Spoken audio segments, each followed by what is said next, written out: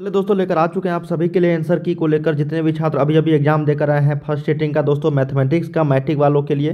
तो जल्द जितने भी यहाँ पे क्वेश्चन पूछे गए थे ऑब्जेक्टिव उसका आंसर की हम लोग करने वाले थे। एक एक क्वेश्चन यहाँ पे मिलाइएगा और कमेंट करके बताइएगा आप लोग कितना सही करके आओ। बहुत ईजी क्वेश्चन था दोस्तों, जो भी छात्र पढ़े होंगे तो आसानी से यहाँ पे 50 100 में 50 क्वेश्चन तो आसानी से लेकर आ सकते हैं। ठीक है, तो चलिए दोस्तों यहाँ पे हम लोग लेकर आए हैं आंसर की को लेकर। ये सेट नंबर बी है, ठीक है ना।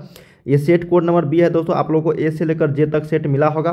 तो जो भी आप लोग का सेट होगा क्वेश्चन एक ही है, सिर्फ नंबरिंग में अलग है। तो जल्दी से मिलाइएगा और कमेंट करके बताइएगा कि आप लोग यहाँ पे कितना सही करके आए हैं। ठीक है, और जो भी छात्र अभी तक चैनल को सब्सक्राइब नहीं किया तो कर लीजिए, ताकि इसी तरीके से हम लोग जैसे न्यू वीडियो लेकर आऊँगा साइंस का दोस्तों तो आपको नोटिफिकेशन मिल जाएंगे और सेकेंड सेटिंग का भी। ठीक है ना, तो चलिए हम लोग एक एक क्वेश्चन को यहाँ पे देखते हैं, समझते हुए चलेंगे दोस्तों कहाँ पे आपने गलती की है। देखिए पहला क्वेश्चन है कि यदि समांतर श्रेणी का सामान्य पद 13-2n है तो इसका सार्वंतर होगा। देखिए थोड़ा सा मतलब दिख नहीं रहा है दोस्तों, मैं आप लोगों को पढ़ दे रहा हूँ, ठीक है ना। और हाँ, जो भी छात्र एग्जाम देकर आते हैं और क्वेश्चन मेरे पास भेजना चाहते हैं दोस्तों तो ये व्हाट्सएप नंबर लिख लो 85 44 089 946। ठीक है, इस व्हाट्सएप पे आप लोग को जल्दी से क्वेश्चन पेपर को भेज देना है। ठीक है ना, जब जैसे ही एग्जाम देकर आएगा तो इस पे आप लोग को भेज देना है, या फिर जितने भी छात्र एग्जाम देकर आए इस पे जरूर भेज दीजिए। मैं आपको आंसर की सभी सेट का बता दूंगा। ठीक है, जो भी आप लोग का सेट है इस नंबर पे एक बार फिर से 85 44 089 946। ठीक है, इस पे आप लोग व्हाट्सएप करो। यदि समांतर श्रेणी का देखो, जब भी इस तरह के मैंने बताया कि 13-2n है दोस्तों तो n के जगह पे आप लोग को 1 2 3 करके रखना है। इसका राइट आंसर हो जाएगा ऑप्शन नंबर डी -2। इसका सार्वंतर मतलब डी कॉमन डिफरेंस निकालना था, है ना, -2। ऑप्शन नंबर डी के साथ चलना है। चलिए, समांतर श्रेणी 126 120 114 का कौन सा पद 0 है। काफ़ी शानदार प्रश्न है दोस्तों, मैंने आप लोग को बता रखा था। ए का मान यहाँ पे 126 है, ठीक है। डी का मान यहाँ पे -6 हो जाएगा और टी एन का मान 0 है तो यहाँ पे एन का वैल्यू निकाल सकते हो। तो एन का value a + n-1 into D वाले फार्मूला से क्या आएगा, एन का मान 22वां। क्या होगा, 22वां पद। ऑप्शन नंबर सी के साथ चलना है दोस्तों, करेक्ट है। ठीक है, चलिए मिलाते रहिए दोस्तों। जो भी आप लोग का यहाँ पे सेट है सभी सेट का क्वेश्चन सेम ही है, ठीक है ना। देखिए ये तो काफ़ी शानदार प्रश्न है कि समकोण त्रिभुज एबीसी में कोण बी का मान 90 डिग्री, ए बी का मान 12 सेंटीमीटर, बीसी का मान 5 सेंटीमीटर और एसी का मान 13 सेंटीमीटर। तो साइन सी का मान ज्ञात करना है, साइन सी का। देख लो आप लोग के ये 3 नंबर में है मेरे बी में, और आप लोग को देखो कौन सा क्वेश्चन है किस सेट में, ठीक है ना, ये वाला। तो साइन सी का मान तो हमको देखो ए बी का मान पता है, बी सी का मान पता है, ए सी का मान पता है दोस्तों। तो यहाँ से साइन सी का अगर निकालेंगे दोस्तों हम लोग तो ये 12/13 आ जाएगा। क्यों आ जाएगा, देखो यहाँ पे अगर त्रिभुज बनाते हैं दोस्तों ये ए बी सी, तो ये 90 डिग्री है तो ए बी का मान 12 है, बी सी का मान 5 है और ये ए सी का मान 13। तो यही ना निकालना है, थीटा मान लेते हैं। तो यहाँ से साइन सी का मान कितना हो जाएगा, ए बी बटा बी सी। ठीक है, क्या हो जाएगा, ए बी बटा ए सी। तो ये 12/13। काफ़ी शानदार प्रश्न था दोस्तों, ऑप्शन नंबर सी के साथ चलना है। अगला प्रश्न, यदि कॉस थीटा का मान पी तो टेन थीटा का मान। काफ़ी सिंपल है दोस्तों, टेन थीटा का मान हम लोग यहाँ पे क्या करते, साइन थीटा बटा कॉस थीटा करते, ठीक है ना। तो यहाँ से साइन थीटा का मान √1 - cos स्क्वायर थीटा, तो पी स्क्वायर बटा पी। ऑप्शन नंबर ए यहाँ पे करेक्ट हो जाएगा, √1 - पी स्क्वायर अपॉन पी। अगला प्रश्न देखते हैं कि 1/sin थीटा क्या होता है। तो 1/sin थीटा जो होता है दोस्तों वो कोसेक थीटा के इक्वल टू होता है। तो ऑप्शन नंबर यहाँ पे बी के साथ चलना है, कोसेक थीटा। अगला प्रश्न देखते हैं दोस्तों, कहा गया है आपका कि सेक बी गुने कॉस बी का मान क्या होगा। तो 1 के बराबर होता है sec theta into cos theta, है ना। यदि कॉट थीटा का मान 1/√3 हो तो सेक थीटा का मान क्या होगा। काफ़ी सिंपल और साधारण प्रश्न है। कॉट थीटा का मान 1/√3 है तो सेक थीटा का मान, है ना, कॉट थीटा का मान क्या होता है आपका, b/p होता है ना, है ना। तो यहाँ से हम लोग क्या करेंगे, h का मान निकाल लेंगे। तो h का मान यहाँ से 2 आ जाएगा और यहाँ से सेक थीटा का मान क्या करोगे आप बताओ, h/b हो जाएगा। तो h/b, तो h का मान 2/1, तो इसका मान 2 ही। तो ऑप्शन नंबर सी के साथ चलना है 2। सेक थीटा का मान यहाँ से क्या हो जाएगा, 2 निकल जाएगा। अगर कॉट थीटा का मान 1/√3 है तो यहाँ पे 7 का ऑप्शन नंबर सी के साथ चलना है, ठीक है। चलिए अगला प्रश्न देखते हैं दोस्तों कि यदि a का मान 45 डिग्री तो साइन a + cos b का मान कितना होगा। तो ये √2 के बराबर हो जाएगा। ऑप्शन नंबर ए के साथ चल जाएंगे। अगला प्रश्न देखिए दोस्तों, मैं आप लोगों के लिए यहाँ पे साइंस का भी काफ़ी सारे इंपॉर्टेंट क्वेश्चंस लेकर आने वाला हूँ, तो जल्दी से चैनल को सब्सक्राइब कर लीजिएगा, ठीक है ना। यदि 2 sin अल्फा बराबर 2 है तो अल्फा का मान 90 डिग्री हो जाएगा दोस्तों, क्योंकि इधर लेके जाएंगे तो साइन अल्फा का मान यहाँ पे 2/2 हो जाएगा, तो इसका मान 1 हो जाएगा। तो 90 डिग्री इसका राइट आंसर हो जाएगी। अगला क्वेश्चन है कि tan 21 बटा, देखो दोनों मिला के अगर 90 डिग्री हो रही है दोस्तों तो इसका मान 1 के बराबर हो जाएगा। तो ऑप्शन नंबर बी मैंने बता रखा था इस तरह के प्रश्न। यदि किसी वृत्त की परिधि और क्षेत्रफल दोनों परिमाण समान है, मतलब 2πr बराबर है आपका πr² के, ठीक है। तो यहाँ से गया पाई तो 2r बराबर इसको लिख सकते हैं r गुने r, है ना। तो एक r यहाँ से कट जाएगा दोस्तों, तो r का मान 2, लेकिन व्यास पूछा गया है तो व्यास बराबर क्या होता है 2 गुने त्रिज्या, तो 2 गुने 2 तो कितना हो जाएगा 4 इकाई। तो ऑप्शन नंबर डी के साथ चलना है 4। चलिए अगला प्रश्न देखते हैं दोस्तों। कहा गया है आपका कि 3 सेंटीमीटर त्रिज्या वाले गोले का आयतन क्या होगा। तो गोले का आयतन हम लोग जानते हैं दोस्तों 4/3 पाई r क्यू होता है। इसको कैलकुलेशन करोगे दोस्तों आप लोग, इसका आंसर जो आ जाएगी वो आपको 36 पाई सेंटीमीटर क्यू आ जाएगा, ठीक है। ऑप्शन नंबर बी 4/3 पाई r क्यू पे बनाओगे तो। अगला प्रश्न देखते हैं 13 नंबर की, यदि एक वृत्त की परिधि 10 पाई सेंटीमीटर है तो इसका क्षेत्रफल क्या होगा। वो भी काफ़ी सिंपल है दोस्तों। इसका करेक्ट आंसर हो जाएगा 25 पाई सेंटीमीटर स्क्वायर। 2 पाई r का मान यहाँ पे 10 है, 10 पाई है, तो क्षेत्रफल पाई r स्क्वायर निकाल दो यहाँ से, है ना। यहाँ से r का वैल्यू निकाल के इसमें डाल दो, आंसर आ जाएगी। कहा गया दोस्तों कि एक घनाभ की लंबाई, चौड़ाई और ऊंचाई क्रम से इतना दिया गया तो विकर्ण की लंबाई, सूत्र होता है दोस्तों l square plus B square plus H square, मतलब लंबाई का स्क्वायर प्लस आधार स्क्वायर प्लस लंबाई, चौड़ाई और ऊंचाई का यहाँ पे स्क्वायर। तो 8 का स्क्वायर कर दोगे, 6 का स्क्वायर कर दोगे, यहाँ पे 5 का स्क्वायर कर दो, इसका आंसर आ जाएगा रूट अंडर में 125, ठीक है। तो ये 5√5 सेंटीमीटर यहाँ पे आंसर हो जाएगा विकर्ण की लंबाई, option number A. 15 number question देखते हैं अगला। कहा गया कि ये हम लोग सेट बी कर रहे हैं, दोस्तों। जो भी आप लोग का सेट है मिलाते रहिएगा और कमेंट करके बताइएगा आंसर आपका सही कितना आ रहा है।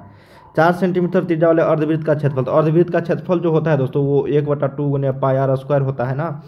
तो इस पर हम लोग निकालेंगे तो इसका जो राइट आंसर हो जाएगा वो हो जाएगा 176/7 सेंटीमीटर स्क्वायर। तो 15 का ऑप्शन नंबर डी के साथ चलना है 176/7। निम्नलिखित में से कौन सी घटना की प्रायिकता नहीं हो सकती है। तो ये 3/2 हो जाएगा, क्योंकि 1 से ये बड़ा हो जा रहा है दोस्तों, जो गलत है, ऑप्शन नंबर डी। अगला प्रश्न है दोस्तों यहाँ पे कि प्रायिकता का न्यूनतम मान क्या होता है। तो 0 होता है दोस्तों, -1 नहीं होगा, ऑप्शन नंबर ए के साथ चलना है 0।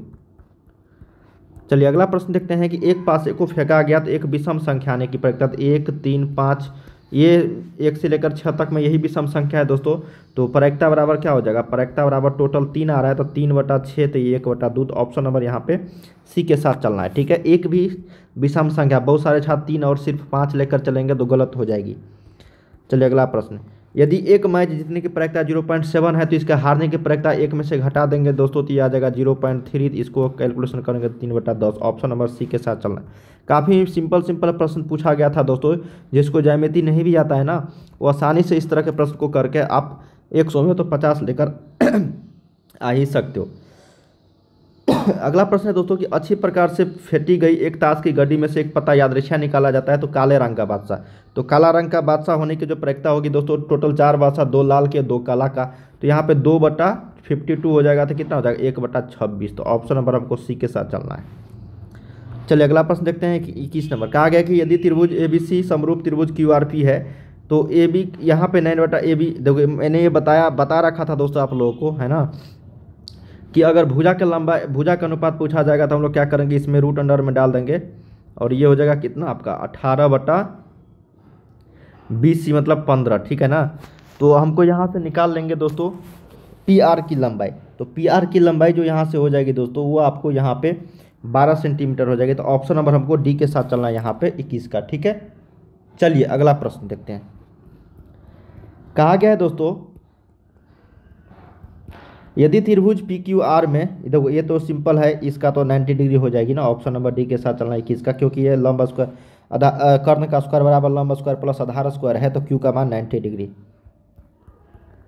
अब देखिए दोस्तों, इसको थोड़ा सा कैलकुलेशन करना होगा, इसको छोड़ देते हैं, ठीक है ना। मैं आपको अगले वीडियो में या फिर नेक्स्ट वीडियो में लेकर आऊँगा तो उसको बता दूंगा। सिंपल है, आपको त्रिभुज बना के निकाल सकते हो दोस्तों। त्रिभुज PQR है दोस्तों, यहाँ पे ST जो ये आपको ST जो है ये समानांतर QR होगा, तो निकाल सकते हो ना x का वैल्यू यहाँ से। आंसर आप लोग करो इसका क्या होगा, है ना, या फिर नीचे कमेंट बॉक्स में मैं इसका आंसर दे डालूंगा। थोड़ा सा कैलकुलेशन है, बस निकल जाएगी, है ना। चलिए अगला प्रश्न देखते हैं दोस्तों। अब देखिए यही क्वेश्चन जैसे है 24 नंबर। कहा गया है आपका कि त्रिभुज ABC में, मान लो कि ये त्रिभुज ABC है और इसमें DE समानांतर BC है, ठीक है। AD का मान 4 है दोस्तों और ये DB का मान 5 है और AC का मान टोटल 18 है, तो AE का मान, मतलब इसका मान निकालनी है। तो हम लोग क्या करेंगे दोस्तों, यहाँ पे AB बटा, तो 5 + 4 9/4 और AC का मान 18/x, x निकालनी है तो 3 × 3 = 9, 3 × 6 = 18, तो x का मान कितना 8 सेंटीमीटर। ऑप्शन नंबर ए के साथ चलना है। काफ़ी सिंपल प्रश्न था दोस्तों, थोड़ा सा दिमाग लगाना था। बहुत सारे छात्र गलती कर देंगे, यहाँ पे इसी का मान नहीं है तो AC का मान दिया ना 18, तो हम लोग AB करके बट्टा में DB करेंगे। क्या किया मैंने, AB बट्टा AD बराबर AC बटा निकालना था AE, बस इसी वाले फार्मूला पे हम लोगों ने शर्त पे निकाल लिया। अगला प्रश्न देखते हैं दोस्तों, कहा गया 25 नंबर कि 6 सेंटीमीटर त्रिज्या वाले वृत्त पर खींची गई दो समांतर स्पर्श रेखाओं की जो दूरी होगी वो भी 6 सेंटीमीटर होगी। क्यों? क्योंकि सभी जगह क्या होगा, समान होगा दोस्तों, तो चाहे यहाँ हो 6 सेंटीमीटर होगी दूरी। तो दो समांतर स्पर्श रेखाओं के बीच की जो दूरी होगी दोस्तों यहाँ पे 12 सेंटीमीटर हो जाएगी। क्यों? देखिए बहुत सारे छात्र गलती करेंगे, यहाँ पे मान ले तो ये है दोस्तों, ठीक है ना, और ये है, तो यहाँ से 6 है, फिर यहाँ से भी 6 है ना, तो इस दोनों के बीच की दूरी कितना हो जाएगा, 12 सेंटीमीटर। ठीक है, ऑप्शन नंबर सी के साथ चलना है। 25 का क्या हो जाएगा, सी। अगला प्रश्न, किसी बाह्य बिंदु से वृत्त पर कितनी स्पर्श रेखा खींच सकते हैं, 2। Option number B 2। अगला प्रश्न, अब देखिए दोस्तों मैंने बता रखा था ये अगर त्रिभुज कोण AOB 130 है तो APB का मान 50 डिग्री होगा, दोनों मिला के 180 डिग्री होती है। तो ऑप्शन नंबर बी के साथ चलना है। अब देखिए दोस्तों अगला प्रश्न भी है ये इसका मान होगा दोस्तों 25 डिग्री। क्यों? ये 50 डिग्री है तो ये कितना हो जाएगा, 130 डिग्री। तो ये 130 है तो ये और ये दोनों इक्वल हो जाएगा, क्योंकि त्रिज्या दोनों समान है दोस्तों, ये x तो ये भी x, तो ये कोण और ये कोण दोनों इक्वल हो जाएगा। तो 130 डिग्री ये अकेले है, तो दो बराबर भागों में बांट देंगे तो 180 में से 130 घटेंगे तो 50, तो 50 को दो बराबर 25। ऑप्शन नंबर बी के साथ चलना है। थोड़ा सा दिमाग लगाने वाला था। बाह्य स्पर्श रेखाओं से बाह्य रूप से स्पर्श करने वाले दो वृत्तों के घनिष्ठ स्पर्श रेखाओं की संख्या ऑप्शन नंबर सी 3 हो जाएगा। अगला प्रश्न देखते हैं दोस्तों। अब देखिए ये भी क्वेश्चन मैंने बता रखा था दोस्तों कि अगर ये आपको 40 डिग्री है तो ये दोनों इक्वल हो जाएगा, तो 70 हो जाएगा। ऑप्शन नंबर डी हो जाएगा 180 डिग्री तीनों कोणों का मान। के किस मान के लिए इसका मान संपाती रेखाओं को प्रतिशत करता है, मतलब A1/A2 बराबर B1/B2 बराबर C1/C2 के निकाल लोगे ना, जो भी होगा मान दोस्तों इक्वल, वो आंसर हो जाएगी के का। ठीक है, के का निकाल लोगे इसी वाले शर्त से। चलिए अगला प्रश्न देखते हैं हम लोग। कहा गया 32 नंबर दोस्तों, ये देखिए दोस्तों ये आपका कहा गया हल होगा, तो तीनों इक्वल है ना, तीनों इक्वल होगा तो क्या अनगिनत हल। अनगिनत हल मतलब अनंत हल, ठीक है ना। ऑप्शन नंबर सी के साथ चलना है। निम्नलिखित में से कौन सा द्विघात समीकरण है, तो द्विघात समीकरण यहाँ पे ऑप्शन नंबर सी के साथ चलना है दोस्तों, ये आपका द्विघात समीकरण है। कहा गया है निम्नलिखित में से कौन द्विघात समीकरण नहीं है, तो द्विघात समीकरण नहीं है कि अगर बात करें तो यहाँ पे देखिए ये x³ है दोस्तों, ऑप्शन नंबर सी डी के साथ चलना है। ये x³ वाला आपका द्विघात समीकरण नहीं होगा, ठीक है ना। चलिए कहा गया कि यदि द्विघात समीकरण इतना का मूल अगर समान है तो p का मान, तो मूल अगर समान है दोस्तों तो b² - 4ac का मान 0 कर दो, है ना। तो यहाँ से क्या करेंगे हम लोग, p² - 4 4 × 8p बराबर 0। इसको क्या करेंगे, इधर लेके जाएंगे तो 8p, तो यहाँ से p से p गया तो p का मान 8, केवल 8। ऑप्शन नंबर डी के साथ चलना है दोस्तों, केवल 8 यहाँ पे हो जाएगा, ठीक है ना। चलिए अगला प्रश्न देखते हैं हम लोग। यदि समांतर की कोई मूल वास्तविक नहीं हो, तो कोई मूल वास्तविक नहीं होने के लिए क्या शर्त है दोस्तों, वो 0 के बराबर नहीं होनी चाहिए, मतलब 0 से कम होनी चाहिए। आसानी से निकालोगे, b² - 4ac <0 होना चाहिए, है ना, <0। ये भी देखो किस ऑप्शन में ये शर्त हो रही है, तो वही आंसर हो जाएगी। हालांकि ये ऑप्शन नंबर सी के साथ चलना है आपको, ठीक है। एक बार थोड़ा सा कैलकुलेशन कर लेना, मैंने कैलकुलेशन नहीं किया हूँ इसका, ठीक है ना, मैं शर्त आप लोगों को बता रहा हूँ। तो b² - 4ac बराबर 0 करके आपको आंसर निकाल लेनी है।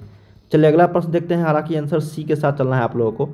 37 है कि यदि अल्फा और बीटा द्विघात समीकरण इतना है कि मूल अल्फा प्लस बीटा माइनस √3, काफ़ी सिंपल है दोस्तों कि मूल निकाल लेना है और अल्फा प्लस बीटा करके माइनस √3 इसमें घटा देना है। तो alpha plus beta minus b/a होता है ना दोस्तों, तो ये 3√3/a तो माइनस √3, तो 2√3 इसका आंसर हो जाएगा। ऑप्शन नंबर सी के साथ चलना है, ठीक है ना।